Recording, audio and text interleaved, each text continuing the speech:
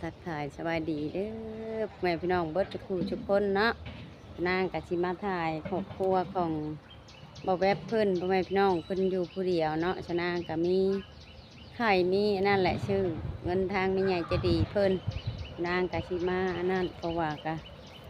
แบบน่าสงสารแหละพ่อแม่พี่น้องว่าง่ายๆเพราะว่าอยู่ผู้เดียวเนาะบ่มีพ่อบ่มีแม่เพราะว่าพ่อแม่เพิ่นเสียไปแล้วพ่อแม่พี่น้อง ยังเหลือแต่เพิ่นผู้เดียวน้องเพิ่นก็มีครอบครัวมันเพิ่นก็ไปอยู่น้ำครอบน้ำครัวพ่อแม่พี่น้องนางก็เลยกสิมาถ่ายให้FCของชาวนางได้เห็นว่าเป็นจังใดมาจังใดอันครอบครัวเฮือนชานเพิ่นพ่อแม่พี่น้องเป็นจังใดเนาะเพราะว่าคนอยู่ผู้เดียวนะชาวนางก็มากับน้องหมวยพ่อแม่พี่น้องสบายดีโดยก็มีของมีอันนั้นทางผู้ใหญ่เพิ่นฝากเงินไว้นำชนางแล้วก็ชื่อไข่ชื่อหมี่ชื่อเฮ็ดเค็มแล้วก็เป็นนัวมะเขือปลากระป๋องพ่อแม่พี่น้องชนางก็ได้ซื้อมาให้เพิ่นพอได้กินในแรงในง่ายเนาะเพราะว่าเพิ่นก็หาเงินช่วงนี้มันก็คือชีโบมีทางไปแหละพ่อแม่พี่น้องเพิ่นก็บ่คือช่วงตันอ้อยไปช่างก็ว่าลายย้ายห้างไปเบิ่งน้ำกันเลยพ่อแม่พี่น้องนี่เนาะพ่อแม่พี่น้องเพื่อนชานเพิ่นก็ได้นี่แหละเพิ่นว่ามัน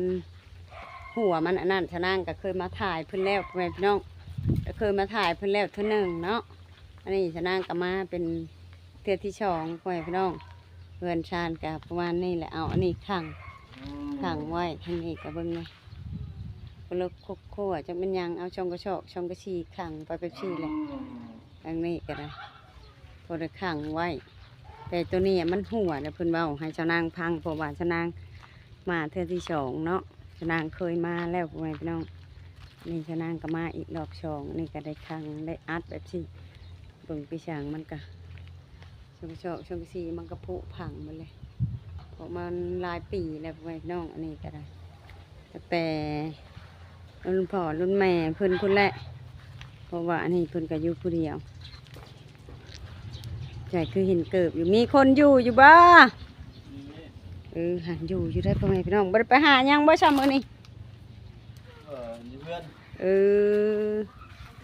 เบิ่งปุ๊พาเฮือนพาชานกันนะพ่อแม่พี่น้องเบิ่งชะนางสิผ่านเลาะหอบเฮือนก่อนเด้อชะนางเลาะเบิ่งก่อนพ่อแม่พี่น้อง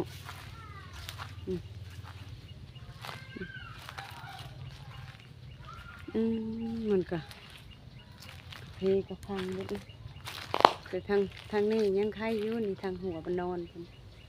ทางหน้าแหละมันนั่นแห้งแล้วพ่อแม่พี่น้องเฮือนชานพวกกระโอ้ยน้ำในเป็นอะไรเอ้าน้ำบอกมีใช่ได้นี่เนาะใช่นะใช้สันมีน้ำได้มันตายเอ้าไม่ยังอันนี้คือหกอ่ะสบายดีไปดินกมือขึ้นนะกว่าสบายดีก็ได้ว้าชายยังอันนี้ชายใดแล้วมันใดอ้าวมาเก็บเมียนอยู่นี่อย่างอันนี้มาเข้ามาเขาจึงเขามาวันหาผมเขามาเขาเพิ่นอยู่เพิ่นนอนเพิ่นพวกเอาหกแม่เพิ่นแขนเมียนทั้งหัวเพิ่นนอนแล้วพ่อแม่พี่น้องกินข้าวกับยังจำมื้อนี้ค่ะซื้อเห็ดน้ำผ้าซื้อเห็ดน้ำผ้าน้ำผ้าซื้อในกินเห็ดน้ำผ้ามากินบ่ได้ไปเฮ็ดงานบ่มื้อนี้ค่ะบ่ได้ไปมีงานบ่มีงานไปนี่สิมีงานบ่ได้ไปแต่เพื่อนถือว่าแล้วเนาะช่วงนี้บ่มีงานเนาะมีงานส่วนมีเงินเสียกับไผค่อยบ่มีเงินชื่อขับอันนั้นเสียขับไผต่อไผน้ำขาวบ่อันนี้ค่ะน้ำขาวต่อไผเสียเดือนเท่าไรนี่เสียก็20,000พุ่นเดียวก็20,000ทอดหลังนึงก็20หลังนึงก็สิมีหยังเด้เดี๋ยว20,000เดี๋ยวก็10,000เดี๋ยวก็เอามาใช้หลายเด้ตายจังดอกในเฮือนนี่ดอกเดียวดอกเดียวนี่แหละปันนอนแล้วปิดบ่ เปิดแล้วนอนบ่นุ่งเปิด ปัดข้าวน้ำได้ชากินได้ใช้เบิดและข้าวพอมาให้แต่หึง เบิดเลย เบิดแล้ว อืม กินได้ใช้ชำบัดนี่ ยืมเขาน้ำแมวงด ยืมข้าวน้ำข้าวมากิน อืมพวกถ้วยถ้วยนั่นแหละ 6 ถ้วย 7 ถ้วย อืม ยืมแล้วเสียมาใช้มาให้เขาป่ะนี่ ว่ามันชื่อว่าชื่อของเขานะว่าชื่อของเป็นไงนะ ชื่อแบบ5-6 ถ้วย ชื่อมัน ชื่อได้ชื่อข้าว5-6 ถ้วย เงินไปปลูกมันมื้อนั้นบ่ มันอะไร อืมโอ้โอ้ยพี่น้อง บันไดก็ตายบัน ใดก็ตาย อืม อ้าว มันได้น้ ไปเอาน้ำอยู่ใช่จ้ะ ำให้เขางดหมดเลย ไปขอน้ำเขา บ่เราให้อาบกันแล้ว ไปอาบอยู่เพื่อนเขา น่าเป็น เป็นน้ำใช่ดิฉันไปหิวเอา จะไปหิวที่ตุ๊กนี่ เอ เก็บ อ ตุ๊กนี่มา น้ำใช่แล้วไปหิวเอา อืม น้ำอาบแล้วไปอาบอยู่พุ่น อ่า ไปชักเครื่องชักคองได้จ้ะ ไปสักอยู่บน ไปชักอยู่พุ่น อ่า อ้าว ไปสักคนเลย ไปชักอยู่พุ่นอีกเครื่องของ สักคนเลย เออ ตายนี่ตามวางตายนี่มันตายดิ ตายแต่หึงแล้ว มันเติบแล้วมันได้ใส่ อืม ตัวติดชาติด เตี่ยวไปอาบพุ่นแล้วเนาะ กลับมาพุ่น อืม กลับมาพุ่น เฮ็ดได้บ้านนี้บ่มีข้าวมีน้ำ ไปหาเลย พ่อแม่พี่น้องเฮือนชานเพิ่นกันนะแบบว่าเอาช่องกระสีอันนี้แหละมากันไว้ตู้เย็นอันนั้นแต่ข้าวบ่เตียงผู้ใหญ่ทางบ่เตียงซอยเพิ่นบ่นี่ค่ะแต่ซอยแต่แม่เจ้ายังพูด แต่แม่ยัง อืมโดยข้าวน้ำจำปาก็ชื่อกินเทื่อละ4-5 โลว่ะ4-5 ถ้วยโอ้ตายแล้วน้องนุ่งก็เข้าบ่ได้อันนั่นเลยวะ ว่ามาอยู่ดีก็ มาเจาะไปชื่อมาเขาก็เอาเงินเอาคำให้อยู่บ่ บ่ได้ บ่มีได้ป่ะ บ่มี เงินเขาก็ เขาหาทุกอย่างก็สิได้หานี่ ข้าวน้ำจำปาเขาก็บ่ได้ให้จ้ะบ่ บ่ได้แต่เขารับเอาติรับเงินเขามาให้ แบบเขาไปหารับหานั่นได้แล้วเขาก็มาให้ เขามาให้ง่ายแต่เขามาเจาะ มาเจอบเบิ่งว่ายันอ้ายเป็นจังไดเนาะ จะได้โชว์ไข่บ่สิ มาช่องเบิ่งว่ายันอ้ายเจ็บเป็นยันอ้ายโชว์เนาะ เบิ่งเป็นโชว์ เพราะว่าอยู่ผู้เดียวย่านนี่แหละเนาะ อย่างปืน เฮ็ดได้ซะกลางค่ำกลางคืนคนเฮามันก็บ่แน่เนาะ เดี๋ยว อืม ถึงโชว์มันมาเบิ่ง อืม เอาไปโรงพยาบาล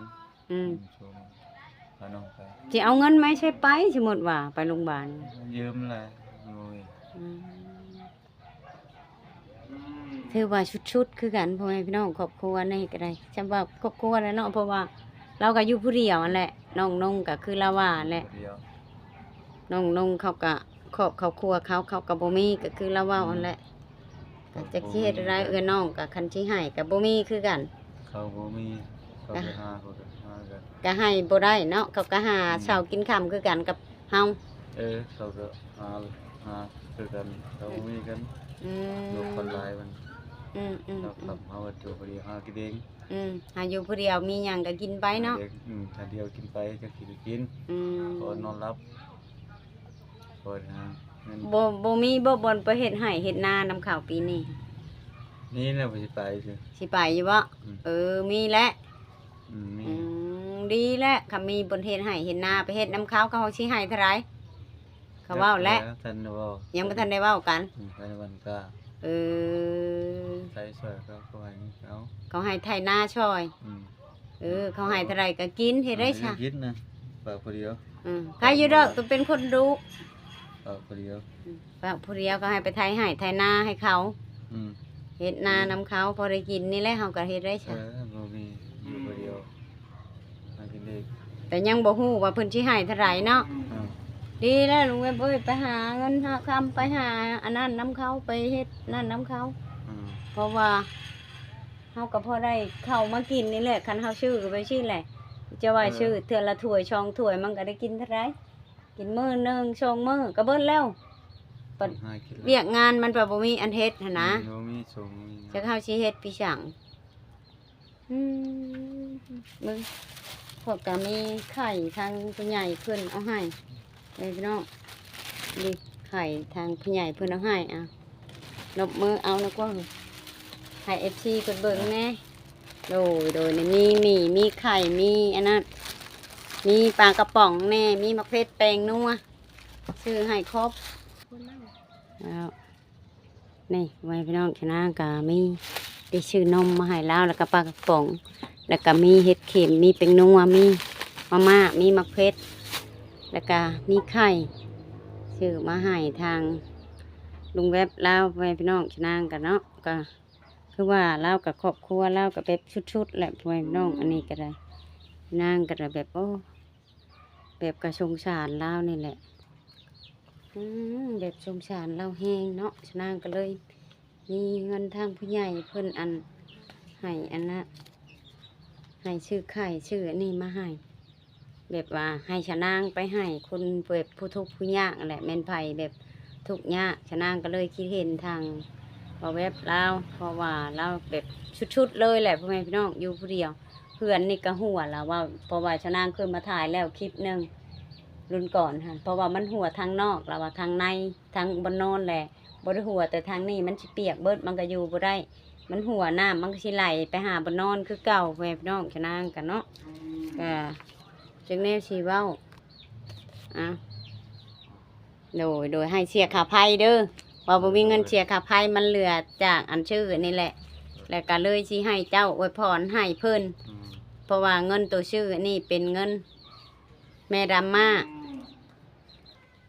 นี่เป็นเงินทางแม่ดำมาแล้วก็เอื้อยคำปุ้ยเราเป็นคน คำปุ้ย เป็นสะพานบุญเราผากมาให้ชาวนางมาซื้อแนวอยู่แนวกินเป็นสะพานบุญต่อทางเงินแม่ดำมาเพิ่นและให้เจ้าอวยพรให้เพิ่นเด้ออวยพรให้เพิ่นโลดว่าให้แม่ดำมาอยู่ดีมีแห้ง ไม่มีแห้ง ให้สุขภาพร่างกายแข็งแรง แห้งดีมีแห้ง ฝากเงินมาให้ลูกชื่อแนวอยู่แนวกินก็ขอให้คืนไปหาแม่ดำมา100 เท่าพันเท่าคุณเด้อว่าไปสิ มีแห้งหักกันก็ดีมีแห้ง หาเงินให้ได้เงินหาคำให้ได้คำคิดชิงได้ให้เจ้าได้ชิงนั่น หาเงินเนี่ยได้ค เราเว้าเราเราเว่าบ่เป็นพ่อแม่พี่น้องเราเขินเราอาย โอ้ยบ่เป็นเว้าว่าเดี๋ยวนี้โอ้ย ำ เอาบ่เป็นเว้าเด้อวะ โอ้ยบ่เป็นเว้าแม่พี่น้องอุกอ่างเด้เนาะเราอยากเขินเราอายเราบ่เป็นเว้าเพราะว่าเราก็บ่เคยออกคลิปเนาะฉะนั้นก็มาถ่ายเราช่องเถื่อนนี่แหละพ่อแม่พี่น้องฉะนั้นก็อีตนเพิ่นเพราะว่าเพิ่นอยู่ผู้เดียวเนาะฉะนั้นก็พอได้ให้เราได้อยู่ได้กินนี่แหละพ่อแม่พี่น้องฉะนั้นก็เลยคิดอีตนเพิ่นสงสารแล้วก็เลยชื่อแล้วก็มาให้เพิ่นจะเฮ็ดได้แหละแต่คนอื่นก็มีอยู่แต่เพิ่นแบบมันสิชุดๆนะ เพราะว่าคนอยู่ผู้เดียวบ่มีครอบมีครัวแบบเป็นคนลำพังผู้เดียวเลยนั่งกับบ่จักแนวสิเว้าไปพี่น้องเนาะกันเพราะว่าเพิ่นก็บ่เคยเข้ากล้องเพิ่นก็อยากอายอยากเขินแน่ฮะก็เข้ากล้องชะนางเป็นครั้งที่สองอันนี้ฮะตะกี้แต่แม่เพิ่นอยู่เพิ่นก็บ่ได้เข้านำแม่เพิ่นจักเทื่อมีแต่แม่เพิ่นแต่ข่าวบ่เตียงเรามาถ่ายเนาะนี่เพราะว่าแม่บ่อยู่แล้วก็ลูกสู่ชีวิตต่อ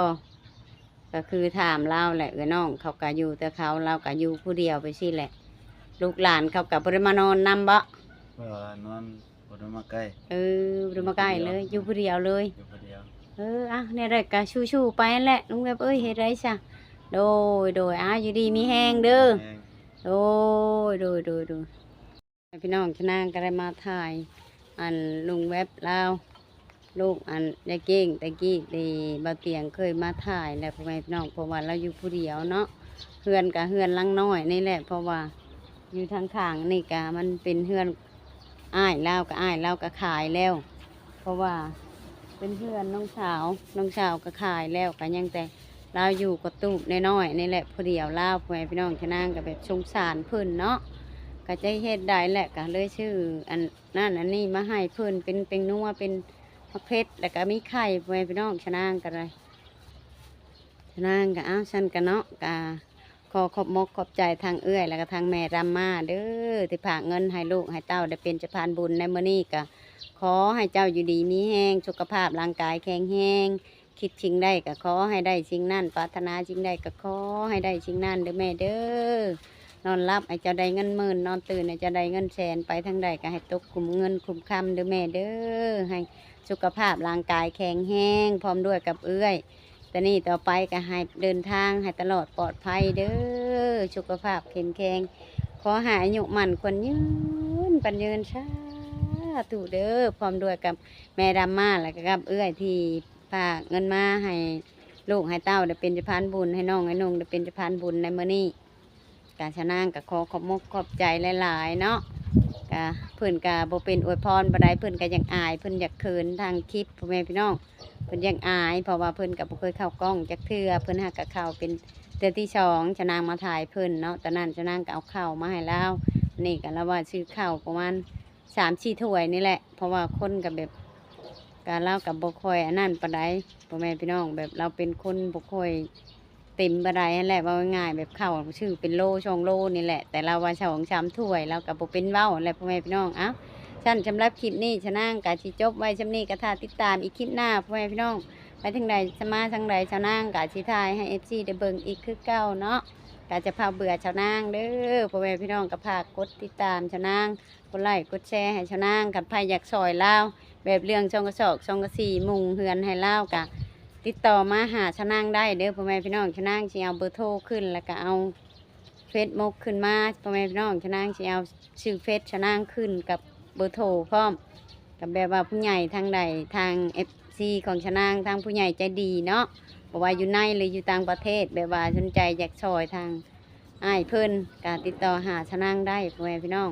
สำหรับคลิปนี้ชะนางกับสิจบไว้ชำนี้ถ้าติดตามอีกคลิปหน้าว่าไปจังใดมาจังใดสิถ่ายให้เอฟซีได้เบิ่งคือเก่าให้ผู้ใหญ่ใจดีเพิ่นเห็นคือเก่าพ่อแม่พี่น้องเอาตัวใดชะนางว่าผิดก็ขอโทษขออภัยเด้อกราบสบายดี